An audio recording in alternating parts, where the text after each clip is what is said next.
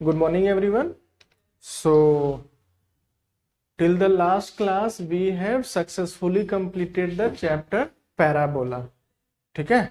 In parabola, we have seen what is the definition of parabola, then a standard equation of the parabola, and various terms related to the parabola, like what is focus, directrix, then equation of tangent of the parabola. In 3 form, हमने 3 form में equation of tangent देखा था. First one normal form, second one parametric form and third one general point. ठीक है. उसके बाद हमने वो चार पॉइंट देखा था. इक्वेशन ऑफ टेंजेंट को t इज इक्वल टू 0 से डिनोट करते थे. देन कॉर्ड ऑफ कॉन्टैक्ट को भी t इज इक्वल टू 0 से डिनोट करते थे. ठीक है. Equation of pair of tangent को किससे लिखते थे? S1 is equal to T square से. ठीक है. और नेक्स्ट आ जाता है equation of chord of contact when the middle point is given to us. तो उसका क्या हो जाता है? T is equal to S1. ठीक है. Point of intersection of tangent देखा था. तो वेरियस कॉन्सेप्ट हमने सीखा था पैराबोला से रिलेटेड. ठीक है. आज हम स्टार्ट करेंगे ellipse.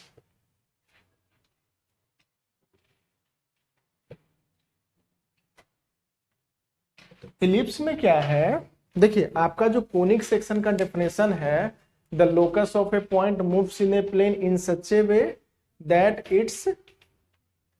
The ratio of the distance from the fix point to the perpendicular distance from the fix line is always constant, but in case of ellipse it is less than equal to 1. The ratio is always less than equal to 1.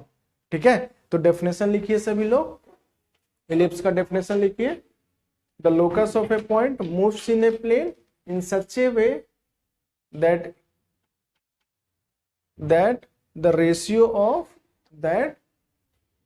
ratio of its distance from the fixed point to the ratio of its distance from the fixed point to the perpendicular distance from the fixed line is always constant, which is less than 1, which is always less than 1. ठीक है. but it should be greater than 0. जो e का जो value बनेगा, e हमेशा 0 से 1 के बीच में लाई करेगा. ठीक है. तो ये हमारा क्या बन जाएगा? एलिप्स बन जाएगा.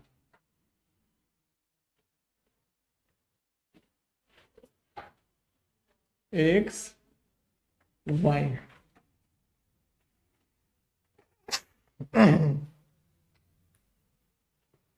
तो इलिप्स क्या है ना, जैसे आप अगर ओवल शेप स्ट्रक्चर अगर आप देखो तो फर्स्ट ओवल शेप स्ट्रक्चर आपका एक्स आ जाता है.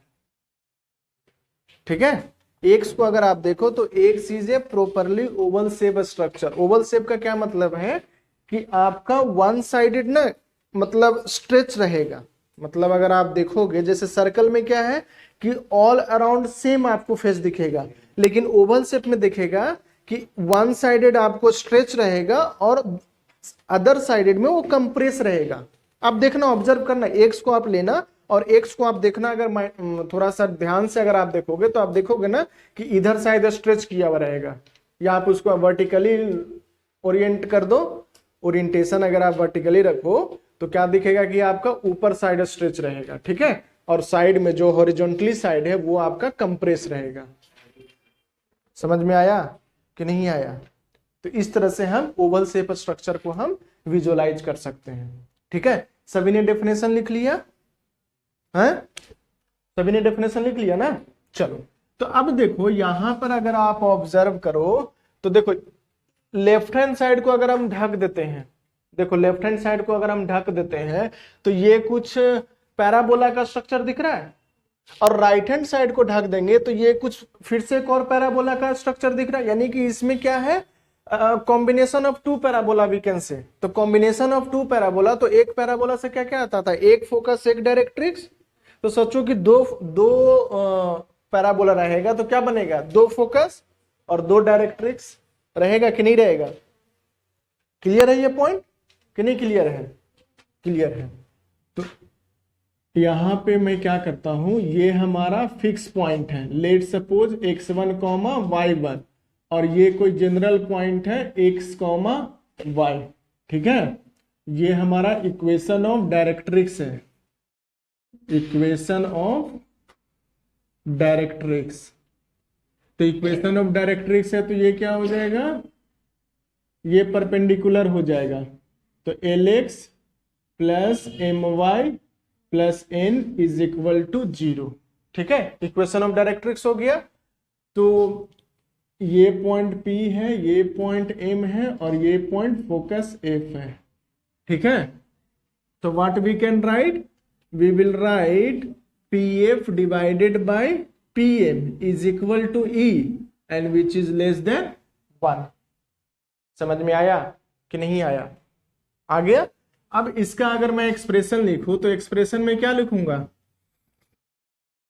एक्सप्रेशन में लिखूंगा x माइनस x1 का whole square plus y minus y1 का होल स्क्वायर का root under divided by perpendicular distance from point P to the line Lx plus My plus Na क्या होता है,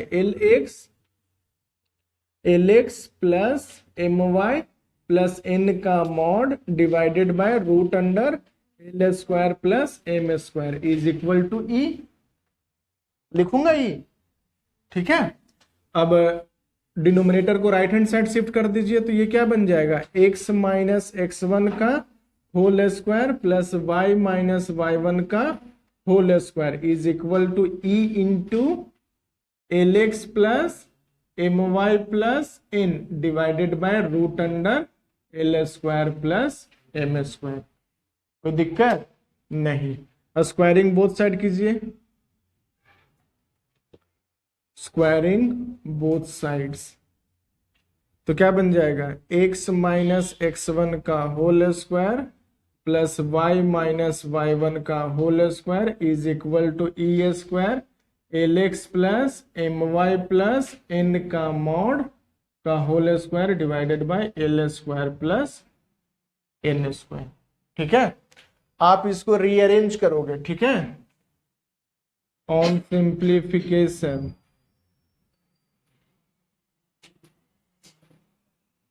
ऑन सिंप्लीफिकेशन ये कैसा दिखेगा आपको, ax square plus 2hxy plus by square plus 2gx plus 2fy plus c is equal to 0। ये हमारा किसका इक्वेशन हो जाएगा, इक्वेशन ऑफ एलिप्स। कब, when delta not equal to 0 and h square minus ab less than 0।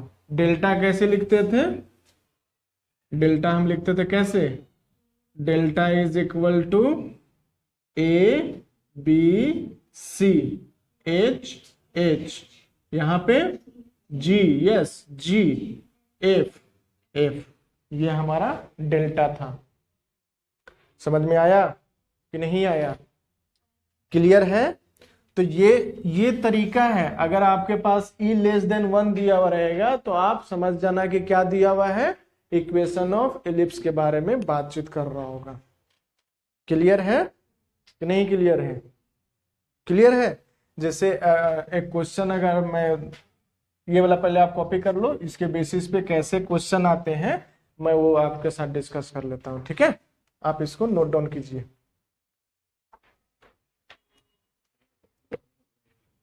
देखिए, ये आपका एक क्वेश्चन दिया हुआ है, ये आपका इक्वेशन ऑफ द कर्व दिया हुआ है। Equation of the curve means either it can be A parabola और एलिप्स और हाइपरबोला। ये हमें नहीं पता है कि क्या चीज है। ठीक है, हमें नहीं पता है कि ये क्या दिया हुआ है। आपको इसका इसेंट्रिसिटी बताना है, और इसेंट्रिसिटी से हम बता सकते हैं कि कर्व कौन सा ये कर्व बनेगा, है कि नहीं। तो देखो, हमें जो दिया हुआ है ये वाला, ये जो इक्वेशन फॉर्म किया हमने, हम इसी को यूज करेंगे। या तो इसको यूज कीजिए, नहीं तो इसको यूज कीजिए, दोनों में कोई अंतर नहीं है। ठीक है, तो ये जो 7 है, हमें 7 चाहिए लेफ्ट हैंड साइड में, नहीं, राइट हैंड साइड इसको शिफ्ट कर दीजिए। तो क्या बन जाएगा, x माइनस 1 का whole square plus y minus 2 का whole square is equal to 3x plus y plus 1 का होल स्क्वायर डिवाइडेड बाय 7। अगर हम स्क्वायर रूट पुट अप्लाई करते हैं तो ये क्या बन जाएगा, x माइनस 1 का होल स्क्वायर y माइनस 2 का whole square is equal to 3x plus y plus 1 का मॉड डिवाइडेड बाय √7। आया √7? क्या हमें यहां पर √7 चाहिए था या क्या चाहिए था?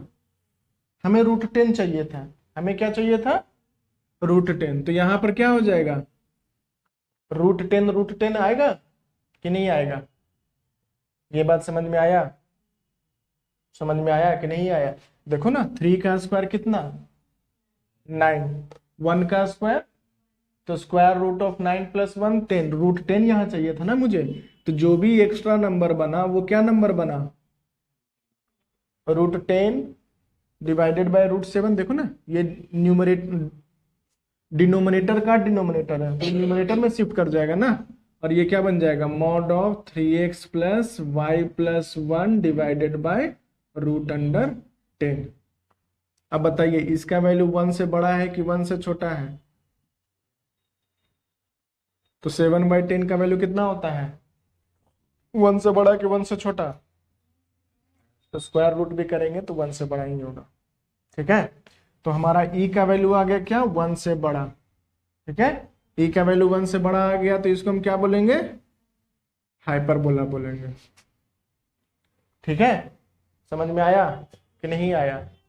अगर यही 7 के जगह पर √17 रहता, इस तरह से दिया हुआ रहता, square root of x minus 1 का होल स्क्वायर y माइनस 2 का whole square is equal to 3x plus y plus 1 mod divided by √15 रहता, मान लिया जाए √15 रहता, तो अभी भी हमें √10 का तो जरूरत है, तो √10 मल्टीप्लाइड √10 डिवाइड, तो हमारा e का वैल्यू क्या बन गया, √10 डिवाइडेड बाय √15, और ये हो जाएगा 3x plus y plus 1 divided by √10।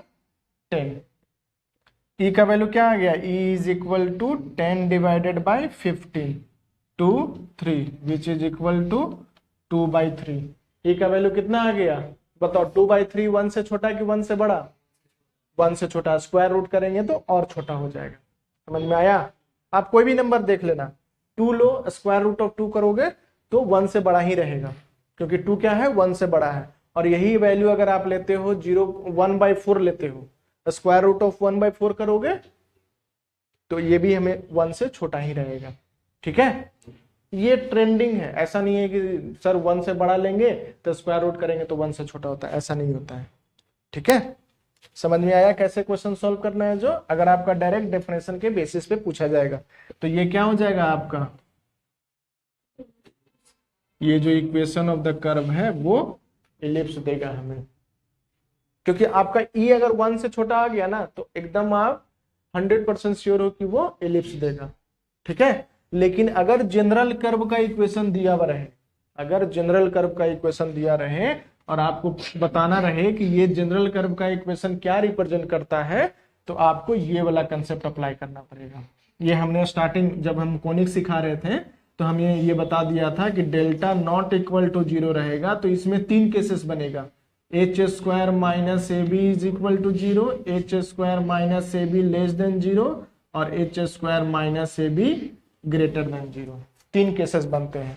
तो ये पहला वाला तो हमने पैराबोला बता दिया था आपको, सेकंड वाला है एलिप्स है और थर्ड वाला है हाइपरबोला है। ठीक है, अगर ये डेल्टा इक्वल टू 0 रहता है, डेल्टा इक्वल टू 0 रहेगा तो फिर से 3 कंडीशन बनेगा, h² minus a b greater than 0, h² minus a b equal to 0, h² minus a b less than 0। इन दोनों केसेस में क्या रहेगा, अगर सिंगल करो तो ये रियल एंड 2 डिस्टिंक्ट लाइन का इक्वेशन बनेगा, रियल एंड 2 डिस्टिंक्ट लाइन का इक्वेशन बनेगा। ये क्या रहेगा, लाइन एक ही रहेगा, लाइन एक ही रहेगा। ठीक है, रियल एंड इक्वल लाइन, और इसमें क्या हो जाएगा, लाइन एग्जिस्ट नहीं करेगा। समझ में आ रहा है? देखो दोनों को अगर आप देखो तो डेल्टा पे डिसाइड होता है, delta equal to 0 equation of line बनाएगा, delta not equal to 0 equation of parabola, ellipse, hyperbola में से तीन में से कोई एक हो सकता है। क्लियर है, अंडरस्टैंडिंग? कोई कंफ्यूजन इसमें नहीं। चलो तो अब आगे बढ़ते हैं कि सर इसका फोकस कैसे फाइंड करें, इसका डायरेक्ट्रिक्स कैसे फाइंड करें। ठीक है, ये सब तरीका मैं सिखाता हूं आपको। सारे चीज को कॉपी कीजिए आप। Now coming to the standard equation of the ellipse, standard equation of ellipse. ठीक है, तो स्टैंडर्ड इक्वेशन ऑफ एलिप्स दो टाइप का रहता है, x square upon a square plus y square upon b square is equal to 1। तो यहां पर ये क्या रहेगा, a is greater than b रहना चाहिए। ठीक है, a is greater than b रहना चाहिए। और तो इसका जो हमारा डिजाइन दिखेगा,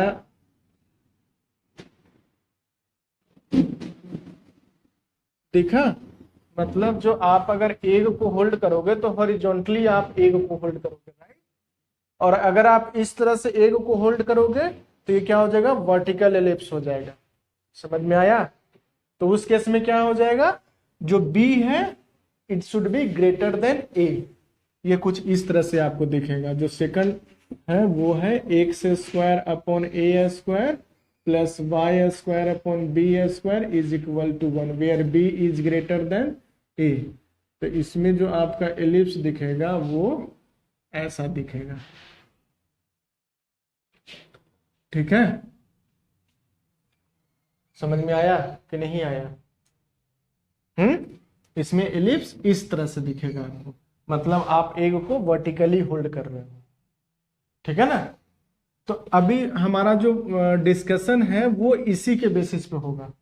ठीक है, बहुत रेयर ही रहेगा जो इसमें मैं ये भी आपको बता दूंगा कैसे कैसे सॉल्व करना है, फोकस क्या होगा, डायरेक्ट्रिक्स क्या होगा, बहुत सारा चीज आता है। ठीक है ना, लेटस रेक्टम क्या हो जाएगा, length of minor axis, major axis, so many terms are there.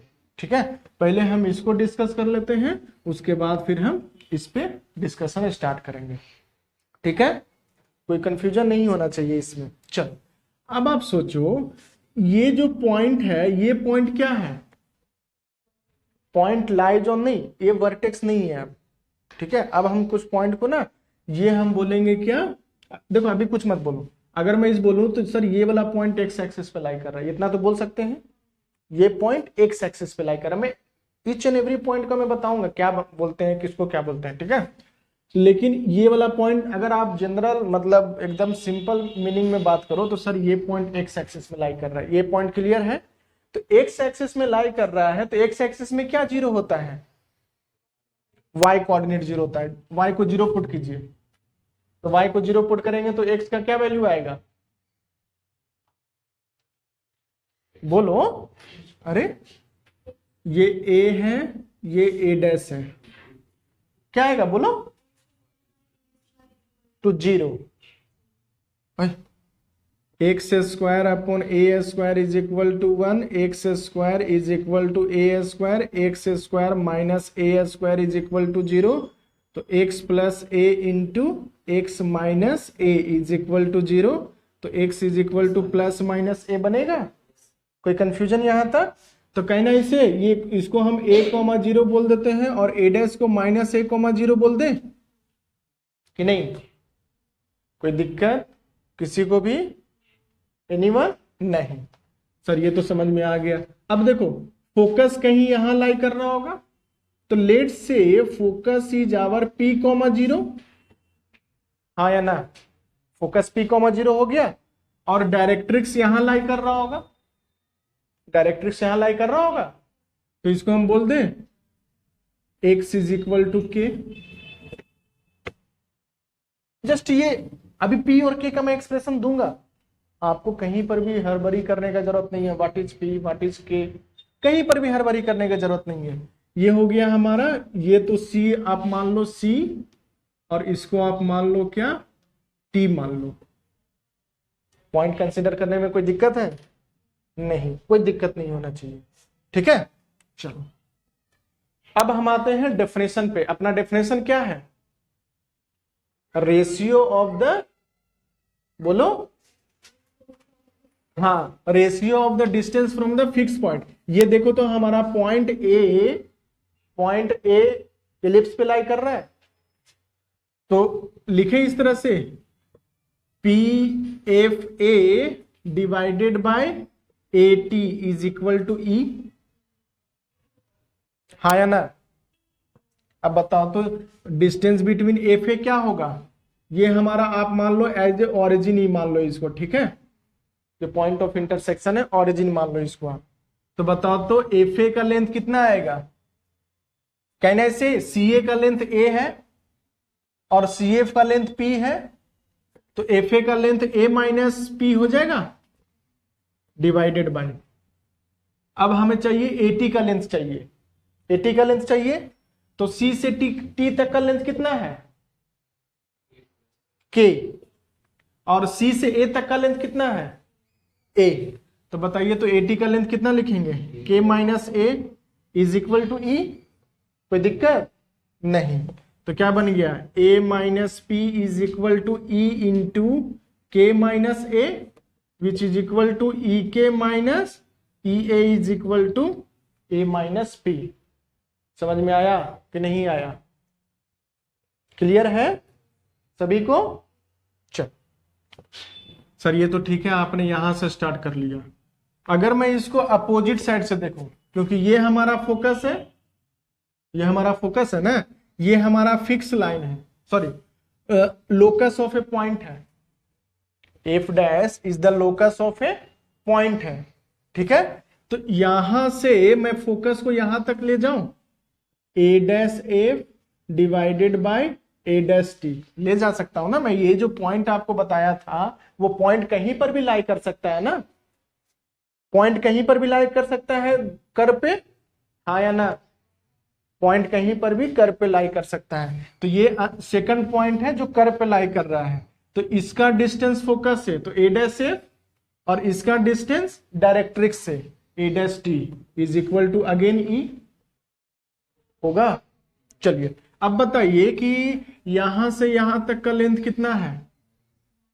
ए है, डिस्टेंस ए है, डायरेक्शन के वजह से माइनस हो रहा है, ठीक है। तो ये क्या हो जाएगा? A plus yes a plus p divided by a dash T. बताइए कितना हो जाएगा? A plus k is equal to e हो जाएगा। तो a plus p is equal to e a plus e k हो जाएगा। ये हमारा इक्वेशन नंबर 2, ये हमारा इक्वेशन नंबर 1। कोई दिक्कत कहीं पर भी नहीं। अब दोनों इक्वेशन को ऐड कीजिए, एडिंग 1 एंड 2। 1 और 2 को ऐड करेंगे तो क्या मिलेगा? a minus p plus a plus p is equal to e k minus e a plus e a plus e k मिलेगा। देखो कुछ कैंसिल हो रहा है, पी पी कैंसिल हो गया, ई ए कैंसिल हो गया, तो क्या बन गया? 2a is equal to 2e के, अगेन 2 से 2 कैंसिल। देखो तो यहां से k is equal to A upon e आया। k क्या था? k क्या था बोलो? अरे ये क्या था? इक्वेशन ऑफ डायरेक्ट्रिक्स था equation of directrix. Equation of directrix अब हम क्या बोलेंगे? बोलो, equation of directrix x is equal to a divided by e। ठीक है, कोई कंफ्यूजन? अब सर यहां पर 2 डायरेक्ट्रिक्स है, यहां पर कितना डायरेक्ट्रिक्स है? 2 डायरेक्ट्रिक्स है। एक तो डायरेक्ट्रिक्स सर आपने एक पॉजिटिव एक्स एक्सिस की तरफ खींच दिया है। बताइए तो इसका अगर हम लिखना चाहें तो क्या लिखेंगे? थोड़ा सिमेट्रिसिटी से बताओ। Minus a upon e, very good. तो कहना है राइट, यहां पर plus minus x is equal to plus minus a upon e. कोई कंफ्यूजन नहीं। अब नेक्स्ट आ जाइए, हमें चाहिए फोकस का पॉइंट चाहिए। तो फोकस का पॉइंट के लिए क्या करेंगे, इस दोनों को ऐड किए ना, इस दोनों को सब्ट्रैक्ट कर दो।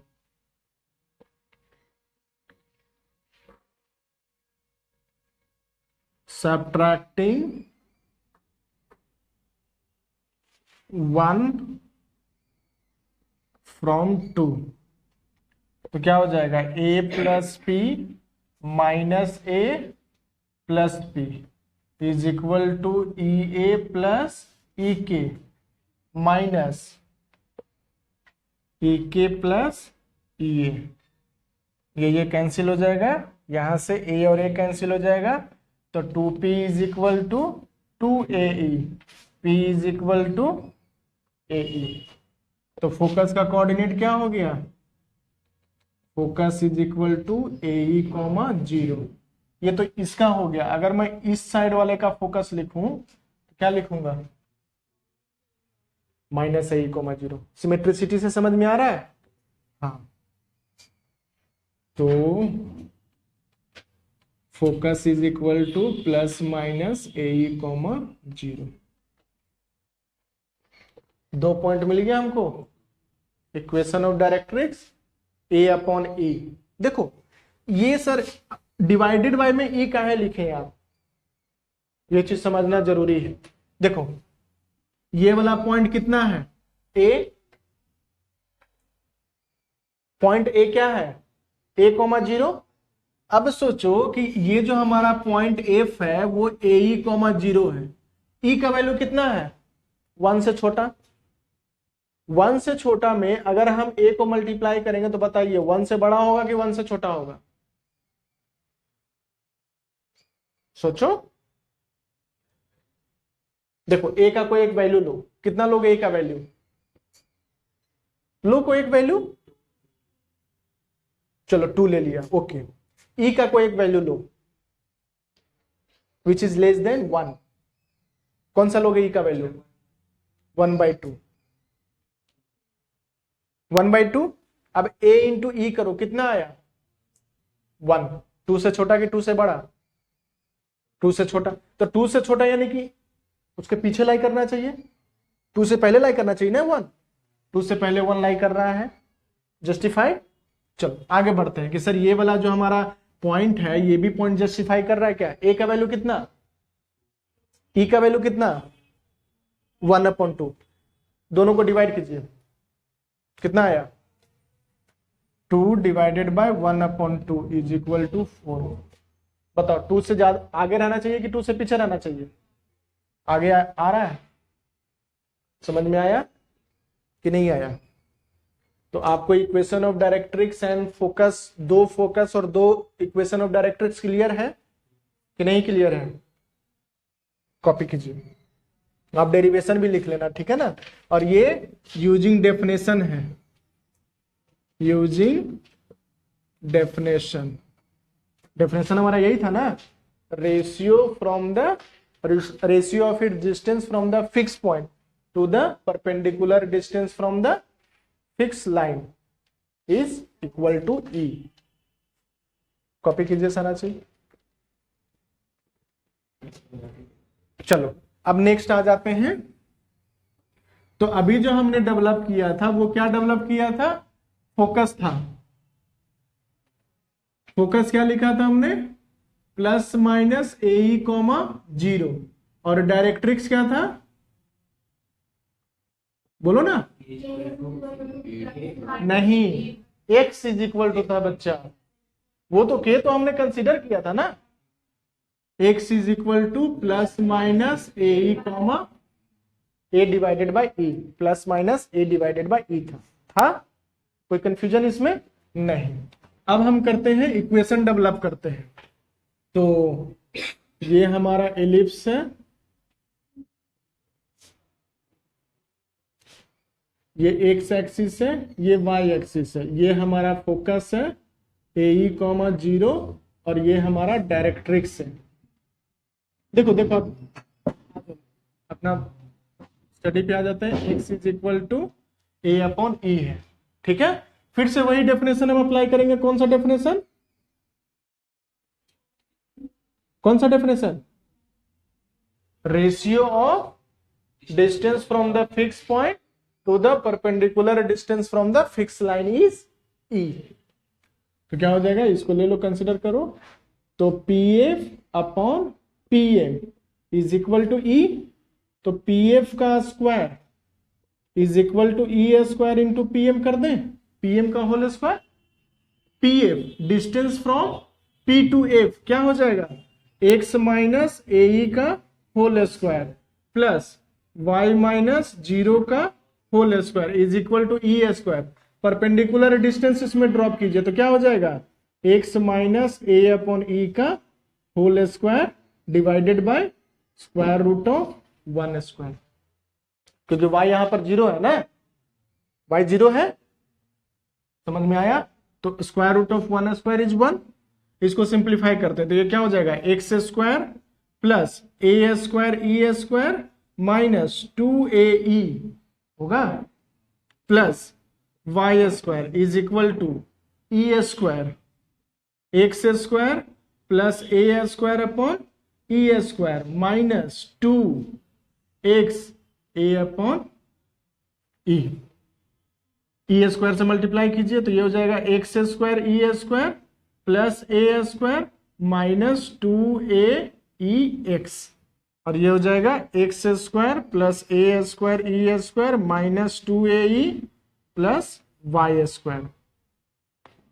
इसमें से x कहाँ गायब हो गया, ये भी x है, ये भी x है, ये दोनों कैंसिल हो गया। कोई दिक्कत, कोई दिक्कत नहीं। अब देखो कुछ कंबाइन हो रहा है क्या, x square plus a square e square is equal to x square e square plus a square, ठीक है। वाई स्क्वायर कहाँ गायब हो गया, हाँ वाई स्क्वायर भी है, यस दिख जाता है, कुछ भी अगर मिस होता है ना वो दिख जाता है, ठीक है। कोई दिक्कत, यहां पर हो जाएगा क्या, x square plus y square is equal to a square plus यहां पर ये बन गया क्या, x square e square plus a square e square, ठीक है। कोई दिक्कत कहीं पे भी नहीं। ये एक्स स्क्वायर को इसके साथ कंबाइन कीजिए, कौन सा, हाँ यस ये वाला ना, हाँ ये माइनस में हो जाएगा, ठीक है। ये एक्स स्क्वायर को इधर साइड कंबाइन कीजिए तो ये क्या बन जाएगा, x square 1 minus e square होगा plus y square is equal to, ये दोनों को कंबाइन करेंगे तो क्या हो जाएगा, ए स्क्वायर कॉमन ले लेंगे 1 माइनस ई स्क्वायर। अब क्या करेंगे, राइट हैंड साइड के पोर्शन को लेफ्ट हैंड साइड शिफ्ट करेंगे तो डिनोमिनेटर में जाएगा, तो ये हो जाएगा x square 1 minus e square divided by a square 1 minus e square plus y square divided by a square 1 minus e square is equal to 1 minus e square 1 minus e square cancel हो गया, तो क्या बन गया हमारा, x square upon a square plus y square upon a square 1 minus e square is equal to 1। Clear है ना। ये एक्सप्रेशन को हम बी स्क्वायर बोलेंगे तो b square is equal to a square 1 minus e square. समझ में आया। तो फाइनल एक्सप्रेशन क्या बन गया, equation of ellipse, equation of ellipse is x square upon a square plus y square upon b square is equal to 1। यहां से एक और फॉर्मूला आपके पास आ गया, इससे हम क्या फाइंड करेंगे, या तो ए या तो बी या तो ई, ठीक है। अगर 2 वैल्यू दिया रहेगा तो तीसरा वैल्यू फाइंड करना आसान है कि नहीं आसान है। तो ए बी ई में से कोई 2 वैल्यू आपको दिया हुआ रहेगा, तीसरा वैल्यू आप इजीली फाइंड कर सकते हो, और मोस्टली इससे हम ई फाइंड करते हैं, ठीक है। कभी कभी ये जो एक्सप्रेशन आया ना, ई का एक्सप्रेशन ये भी लिख सकते हैं हम, root under 1 minus b square upon a square भी लिखते हैं।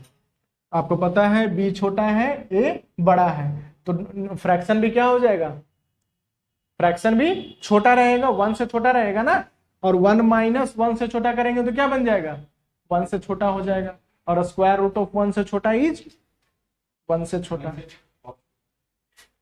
1 से छोटा, और छोटा या और बड़ा ऐसा नहीं बोल सकते हैं। अरे पागल, ऐसे कैसे बोलता है? अगर हम बोलो 1/4 क्या है, कितना वैल्यू?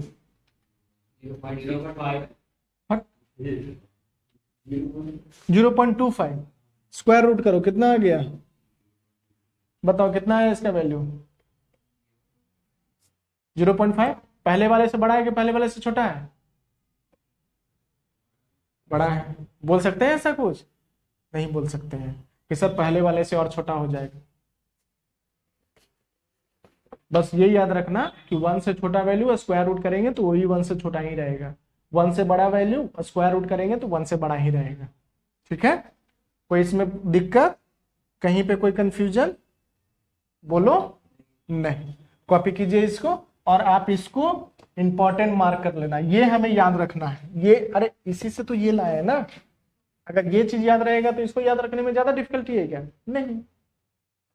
तो ओरिजिनल चीज को याद रखा करो, ओरिजिनल चीज जितना अच्छे से याद रहेगा उसको तो हम मैनिपुलेट कर सकते हैं ना, कि नहीं कर सकते? जैसे आपने क्लास 9-10 में सीखा होगा कि a प्लस बी का whole square is equal to a square plus b square plus 2ab, ये सीखा था ना 9-10 में। इसी को क्या लिखता था? a square plus b square is equal to a plus b का होल स्क्वायर माइनस 2ab, ये कहा था। ऐसा तो नहीं कोई नया फॉर्मूला है, अरे हमारा जो बेसिक फॉर्मूला है उसी को हमने डिराइव कर दिया है। तो अगर बेसिक फॉर्मूला हमको याद है तो डेरिवेशन थोड़ी ना हमको ज्यादा डिफिकल्टी होता है। ठीक है, चलिए कॉपी कीजिए। देखो यहां पर अगर आप देखो तो हमारा एक्सप्रेशन क्या आया था? B square is equal to a square 1 minus c square आया था। अब सोचो कि if e is equal to 0 कर दीजिए, ई इज इक्वल टू 0 करेंगे तो ये क्या बन जाएगा? B square is equal to a square 1 minus 0, तो 1 माइनस 0 इज, तो b square is equal to a square हो गया। तो b square is equal to a square हो गया, तो हमारा इक्वेशन ऑफ एलिप्स क्या था? A square y square upon b square is equal to 1 था, ये इक्वेशन ऑफ एलिप्स था। अब हम क्या करते हैं? बी स्क्वायर के जगह पर क्या पुट कर देते हैं? ए स्क्वायर, तो क्या बन जाएगा ये? X square upon a square plus y square upon a square is equal to 1। देखो डिनोमिनेटर दोनों सेम है तो कहना है right, x square plus y square is equal to a square. किसका इक्वेशन है ये? किसका इक्वेशन है?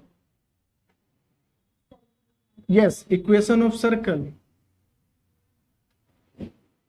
तो equation of ellipse become equation of circle when equation of ellipse equation of circle कब बन रहा है? जब e 0 हो रहा है, when e is equal to 0। अब समझ में आ गया?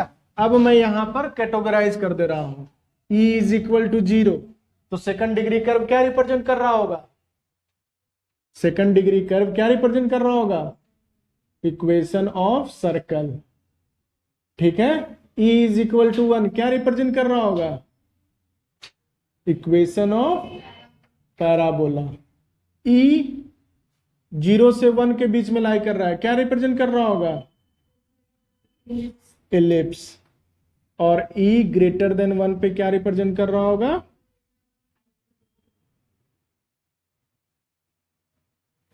एक चीज आपने ऑब्जर्व किया, सर e का वैल्यू कभी भी नेगेटिव नहीं हो सकता है। e का वैल्यू कभी भी नेगेटिव नहीं हो सकता है। दिख रहा है आपको? नेगेटिव हो रहा है कभी भी? इस चीज को याद रखना है कि e का वैल्यू हमेशा पॉजिटिव रहेगा, हमेशा पॉजिटिव रहेगा। और उस पॉजिटिव के केस में 4 कर्व बनेंगे। e इज इक्वल टू 0 में सर्कल का इक्वेशन बनेगा, e इज इक्वल टू 1 में पैराबोला का इक्वेशन बनेगा, e 0 से 1 के बीच में लाई करेगा तो एलिप्स का इक्वेशन बनेगा, और e ग्रेटर देन 1 रहेगा तो हाइपरबोला बनेगा, और e can not be less than 0। ठीक है, e कभी भी नेगेटिव नहीं हो सकता है, इस चीज को आप लिख लेना। अगर कहीं पर ऐसा स्टेटमेंट मिले can be what we can say about e, और what are the possible values of e, like this there will be one question given to you, what are the possible values of e. तो possible values of e में, possible values of e में e is equal to -1/2, e is equal to 2, e is equal to √3/2 और ई is equal to 7। क्या नहीं हो सकता है? -1/2 नहीं हो सकता है। बात समझ में आया कि नहीं आया? क्लियर है? चलिए कॉपी कीजिए।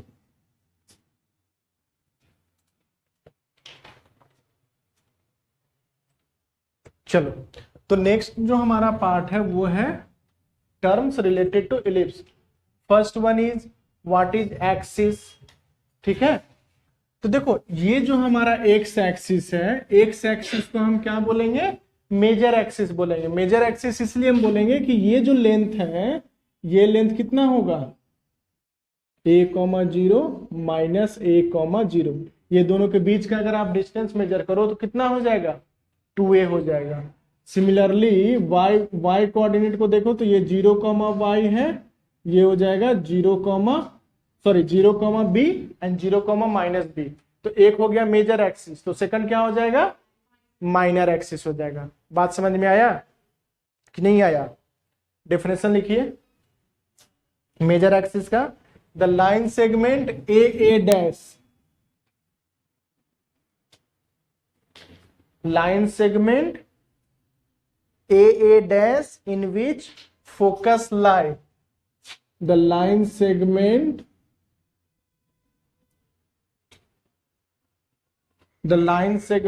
AA dash in which the focus S and S dash lie,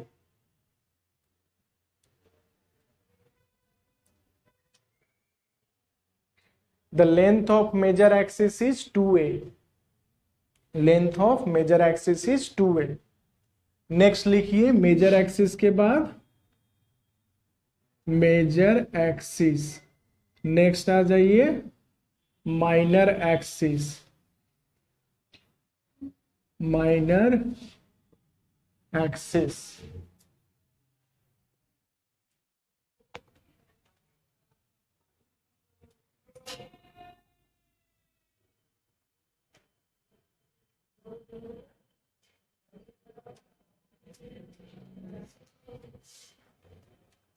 minor axis लिखो, ये हो जाएगा B, ये हो जाएगा B dash.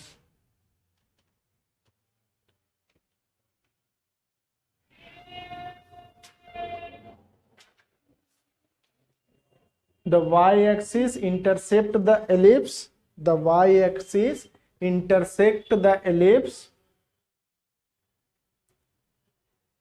the y-axis intersect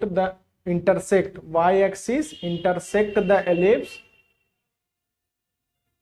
in 2 points B and B dash whose coordinate is 0,b and 0,-b,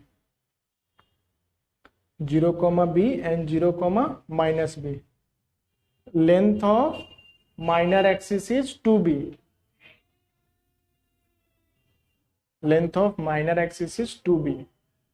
इसको और note बना के लिखो, a line segment which do not contain focus is called minor axis, a line segment which do not contain focus is called as minor axis, is called as minor axis। तो major axis का length कितना हो गया? 2a, minor axis का length कितना हो गया?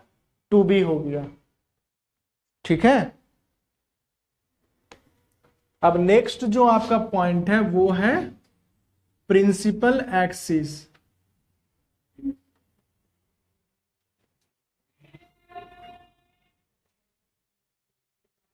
Principal axis, तो प्रिंसिपल एक्सिस के लिए लिखिए the major axis and minor axis together, major axis and minor axis together are called, major axis and minor axis together are called principal axis of the ellipse। major axis and minor axis मतलब ये हमारा x axis हो गया और ये हमारा y axis हो गया, दोनों का कंबाइन को हम क्या बोलेंगे? प्रिंसिपल एक्सिस बोलेंगे। ठीक है, चलो नेक्स्ट आ जाओ, foot of directrix. Foot of directrix, तो डायरेक्ट्रिक्स ये हमारा है, ठीक है, और ये हो गया हमारा फुट ऑफ डायरेक्ट्रिक्स। तो फुट ऑफ डायरेक्ट्रिक्स बना कैसे, देखो तो ये point of intersection of axis and directrix, point of intersection of axis and directrix form a foot of directrix. समझ में आया कि नहीं आया? तो लिखिए definition, the point of intersection of major axis with directrix, point of intersection of major axis with directrix is known as foot of directrix. Major axis with directrix, point of intersection of major axis with directrix is known as foot of directrix. ठीक है, अब इसमें एक point आ जाता है centre. ये हमारा centre point है। सेंटर पॉइंट क्या करता है, देखो अगर आप इसको सेंटर सी ले लो तो सी से ए तक का डिस्टेंस और सी से ए डैश का डिस्टेंस क्या है, इक्वल है। सिमिलरली सी से बी तक का डिस्टेंस और सी से बी डैश का डिस्टेंस क्या है, इक्वल है। मतलब ये सी क्या कर रहा है, सी बाइसेक्ट करता है पॉइंट को। सी क्या करता है, बाइसेक्ट करता है पॉइंट को, joining not major axis and minor axis, any point you can say। ठीक है, लिखो the point which bisect every chord of ellipse drawn through it, point which bisect every chord of ellipse, every chord of a ellipse drawn through it, every chord of ellipse drawn through it। ठीक है, और note बना के लिखो, centre is formed या centre is drawn at the point of intersection of major axis and minor axis. Note बना के लिखिए, centre is drawn at the point of intersection of major axis and minor axis. Center is drawn at the point of major axis and minor axis। ये point clear है, centre भी हो गया complete. चलिए centre के बाद आ जाते हैं कॉर्ड। ये हमारा कॉर्ड है। तो कॉर्ड क्या है, chord is a line segment joining any two point of ellipse. Yes, क्योंकि देखो ये अगर कॉर्ड का आप डेफिनेशन देखो पैराबोला तो दोनों का डेफिनेशन सेम है। लिखिए, it is the line segment joining, it is the line segment joining any two point on the ellipse, line segment joining any two point on the ellipse. Clear है point, कोई confusion इसमें नहीं। Next आ जाइए focal cord. तो focal cord क्या हो जाएगा,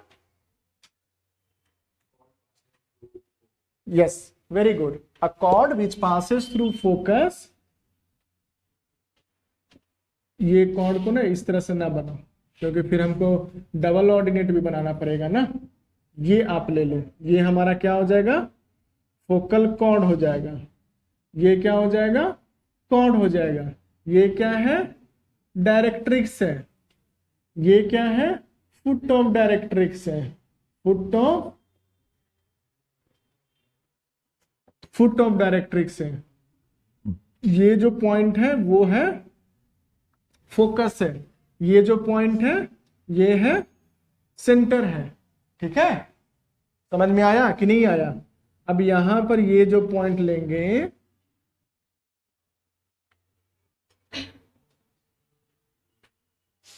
to ए, ये क्या है, मेजर एक्सिस है। ठीक है, हाँ या ना? अब ये जो पॉइंट है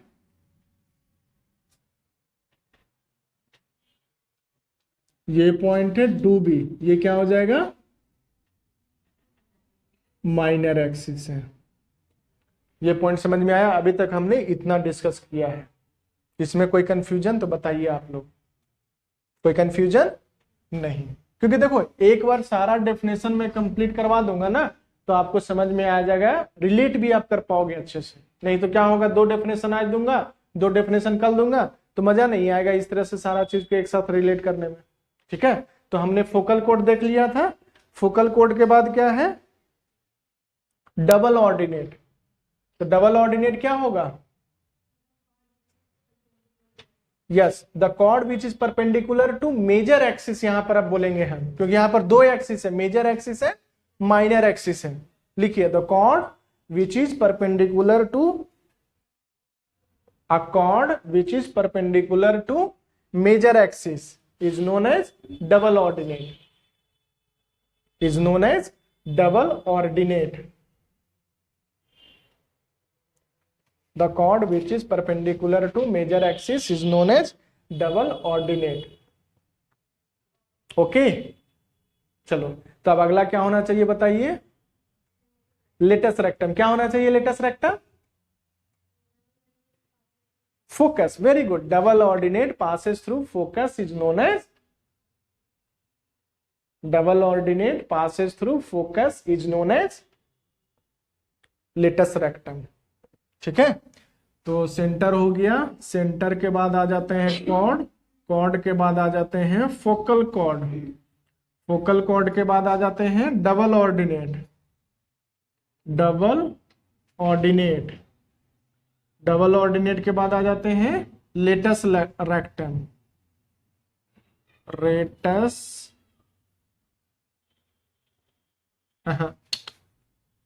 LATUM, लेटस रेक्टम। यहां तक कोई कंफ्यूजन, किसी को भी कोई कंफ्यूजन यहां तक नहीं। अब सर यहां पर लेटस रेक्टम आ गया, तो लेटस रेक्टम का क्या फाइंड करना है अब हमें, कोऑर्डिनेट ऑफ लेटस रेक्टम और लेंथ ऑफ लेटस रेक्टम, है कि नहीं। चलिए तो देखिए यहां पर मैं फिर से एक एलिप्स बनाता हूं, ये हो जाएगा एक्स एक्सिस, ये हो जाएगा वाई एक्सिस, ये हो गया हमारा फोकस हो गया AE, 0। अब बताइए ये तो परपेंडिकुलर है, तो परपेंडिकुलर है तो एक्स कोऑर्डिनेट यही रहेगा, AE, 0 नहीं, ये ऊपर चला गया ना, जब एक्स एक्सिस पे आता तब ना AE, 0 होता, ये तो डिस्टेंस ऊपर मूव कर गया, तो ये जो पॉइंट है वो कहां लाई कर रहा है,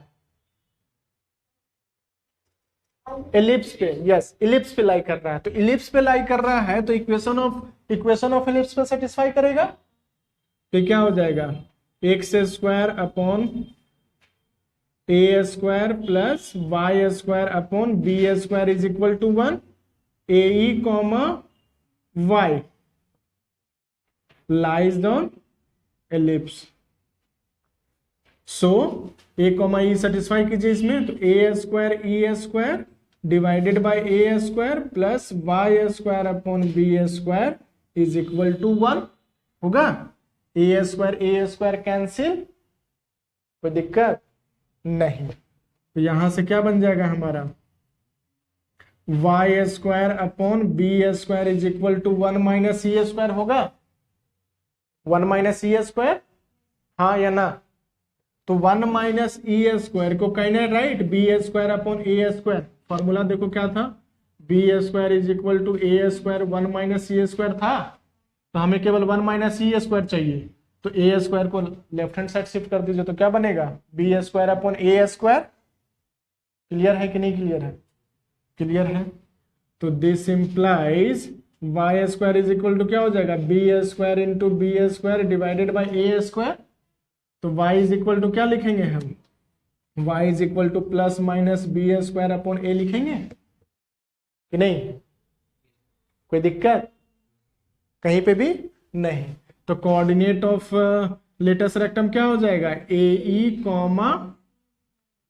बी स्क्वायर बाई ए होगा, उसी तरह से नीचे में क्या आ जाएगा AE, minus b square by a similarly यहां पर फोकस क्या था, माइनस ए ई कॉमा 0, तो ये यहां पर क्या हो जाएगा, minus a e comma b square by a, और ये क्या बन जाएगा, minus a e comma minus b square, ये माइनस नहीं प्लस होगा ये, और ये माइनस हो जाएगा। समझ में आया कि नहीं आया?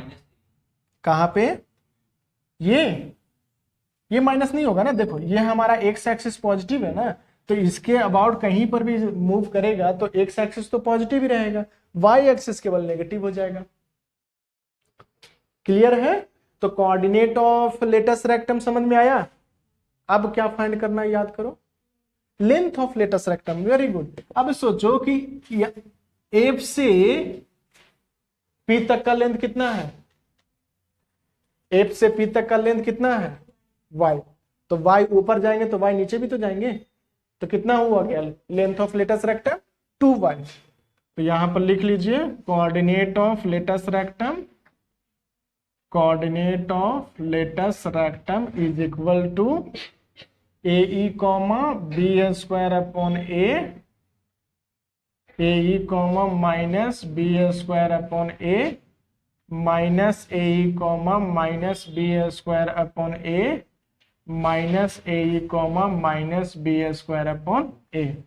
ठीक है, देखो first quadrant, second quadrant, sorry first quadrant, fourth quadrant, ये थर्ड क्वाड्रेंट, अरे ऐसे कैसे आ गया, हाँ यहां पर ये हो जाएगा सेकंड क्वाड्रेंट, ये थर्ड क्वाड्रेंट। समझ में आया कि नहीं आया? अब आ जाइए length of latus rectum, length of latus rectum is equal to क्या हो जाएगा, 2y, और y का वैल्यू क्या आ गया था, b square upon a is equal to 2b square upon a. ये b क्या डिनोट कर रहा है, अच्छा एक मेजर एक्सिस है, एक सेमी मेजर एक्सिस है, इसको समझो। मेजर एक्सिस का लेंथ कितना था, 2a। अगर मैं इसको a लिखूं तो हमने क्या किया, हाफ कर दिया, तो हाफ करते हैं तो क्या बोलेंगे, सेमी मेजर एक्सिस। समझ में आया? तो in the same way minor axis क्या हो जाता है, माइनर एक्सिस बोलो 2b, तो सेमी में माइनर एक्सिस क्या हो जाएगा, semi minor axis is equal to b हो जाएगा। तो यहां पर समटाइम्स आपको फॉर्मूला में दिखेगा क्या, 2 इंटू सेमी मेजर एक्सिस का होल स्क्वायर डिवाइडेड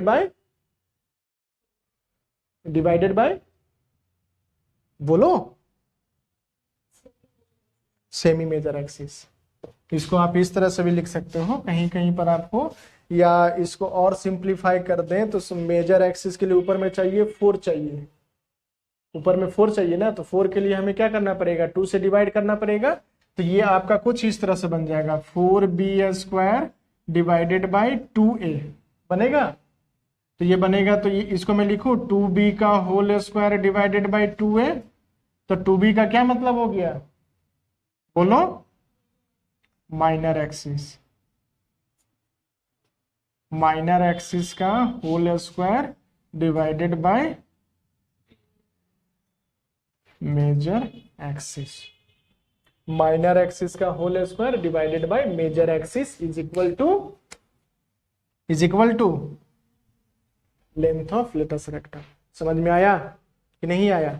इससे मैं सेमी मेजर एक्सिस हटाओ, हमको सीधा दिख गया माइनर एक्सिस का whole square divided by major axis which is equal to 2b square upon a।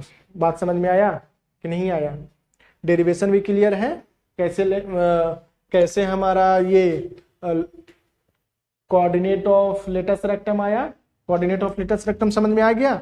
ये चारों पॉइंट आपको खुद से लिखने आना चाहिए, ऐसा नहीं है कि मैं जस्ट एक्सप्रेशन दे दिया हो गया सर, ऐसा नहीं, खुद से आना चाहिए। मैं नेक्स्ट क्लास में ना इस पे मैं क्वेश्चन भी करवाऊंगा आपको।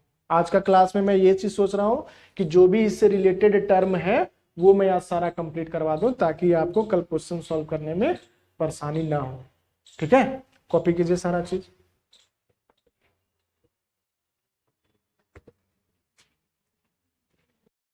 नाउ अब देखो यहां पे ये हमारा एलिप्स है, ये एक्स एक्सिस है, ये वाई एक्सिस है, ठीक है। So this point a and a dash are called the vertex of the ellipse, ठीक है। A and a dash is called the vertex of the ellipse. लिखिए डेफिनेशन वर्टेक्स ऑफ द, इसी दोनों को क्यों बोलते हैं, क्योंकि ये मेजर एक्सिस के साथ एलिप्स इंटरसेक्ट हो रहा है, ठीक है। Points where major axis of the ellipse, points where major axis of the ellipse, points where major axis of ellipse, points where major axis of the ellipse meet each other, point where major axis of the ellipse meet each other is known as vertices। vertices क्यों बोल रहे हैं, more than one vertex, एक रहता तो vertex बोलते हैं, दो है तो vertices बोलेंगे, ठीक है। नेक्स्ट लिखिए डायमीटर, नेक्स्ट लिखिए डायमीटर। तो डायमीटर, इसको हम डायमीटर बोलेंगे, देखो ये हमारा डायमीटर हो जाएगा, ये भी हमारा डायमीटर हो जाएगा, ठीक है, ये भी हमारा डायमीटर हो जाएगा। ये डायमीटर कर क्या रहा है, डायमीटर ये दो इक्वल पार्ट में डिवाइड कर रहा है। जैसे सेंटर क्या था, सेंटर कॉर्ड को दो इक्वल पार्ट में डिवाइड कर रहा था ना, तो वो तो पॉइंट था, अब वो एक लाइन सेगमेंट क्या बन जाएगा, डायमीटर बन जाएगा, ठीक है। लाइन सेगमेंट क्या बन जाएगा, डायमीटर बन जाएगा। तो लिखिए डायमीटर का, अ cord of ellipse passing through the centre, a cord of A ellipse passing through the centre, passing through the centre is called diameter of ellipse. Note करके लिखना, all chords are bisected by center, all chords are bisected by center, ठीक है। कोई दिक्कत यहां तक नहीं, कोई दिक्कत नहीं। अब एक प्रॉपर्टी लिखिए, focal, focal directrix property, focal directrix property, focal directrix property, ये बहुत काम का चीज है, ठीक है। ये करता क्या है, ये देखिए, ये हमारा क्या है, एलिप्स, ठीक है। ये हमारा फोकस है, F1 बोलो, ये हमारा फोकस है, F2 बोलो, ठीक है। अब इसका हमें कोऑर्डिनेट तो पता है क्या है, AE, 0, इसका कोऑर्डिनेट क्या है, -AE, 0। Take another point P whose coordinate is x, y, x, y हो गया। अब इक्वेशन ऑफ डायरेक्ट्रिक्स क्या हो जाएगा, x is equal to A/E, होगा कि नहीं होगा, होगा। अब बताइए कि अगर हम यहां से यहां तक का डिस्टेंस लिखेंगे तो क्या लिखेंगे, बोलिए, PF1 divided by PM is equal to E लिखेंगे कि नहीं। तो PF1 is equal to E into PM लिखें, और PM को हम क्या लिखेंगे, E into x minus A/E लिखें। अरे perpendicular distance from point P to the line, x minus A/E हो जाएगा। तो ये हमारा PF1 हो गया, कोई दिक्कत नहीं। अब नेक्स्ट में आ जाइए, इसी पॉइंट को हम क्या करते हैं, यहां पे प्लॉट कर देते हैं। इसको ले लो, M ले लिया ना, M2 ले लो, ठीक है। और फिर से इसी पॉइंट को यूज कीजिए। तो यहां पर PF2 divided by PM2 is equal to क्या बनेगा, E बनेगा, इसका इक्वेशन क्या था, x plus A upon e is equal to 0 था कि नहीं था? था। तो ये क्या बन जाएगा, PF2 is equal to e into PM2 हो जाएगा, और PM2 बराबर कितना हो जाएगा, x प्लस ए upon e into x plus ए अपॉन ई। क्लियर है यहां तक कि नहीं क्लियर है? क्लियर है? कोई दिक्कत? कॉपी कीजिए तो यहां तक।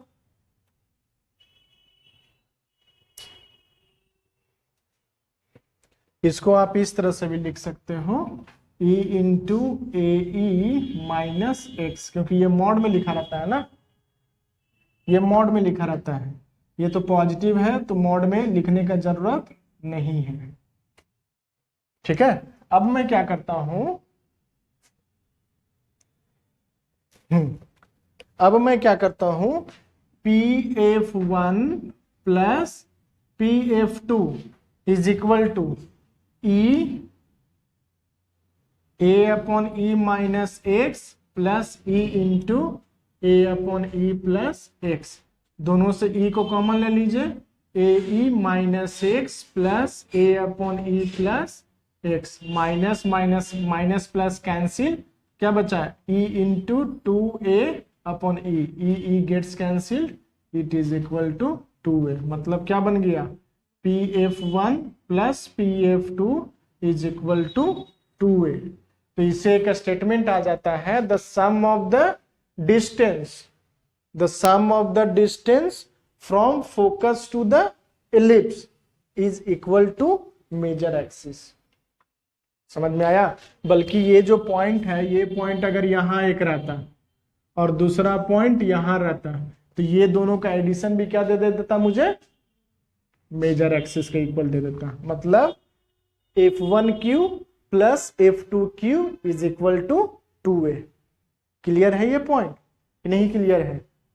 इसको कॉपी कीजिए और यहां पर मैं एक स्टेटमेंट आपको लिखा देता हूं, ताकि वो स्टेटमेंट आप याद रखना। ठीक है,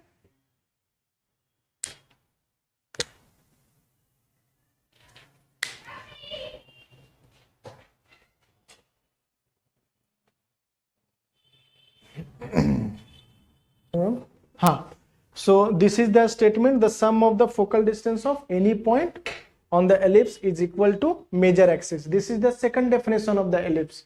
You can mark it as definition number 2. ठीक है, और इसके बेसिस पे भी कभी कभी क्वेश्चन आपसे डायरेक्टली पूछे जा सकते हैं। ओके, चलो तो मैं क्लास एंड करता हूं यहां पे। ठीक है ना, थैंक यू वेरी मच।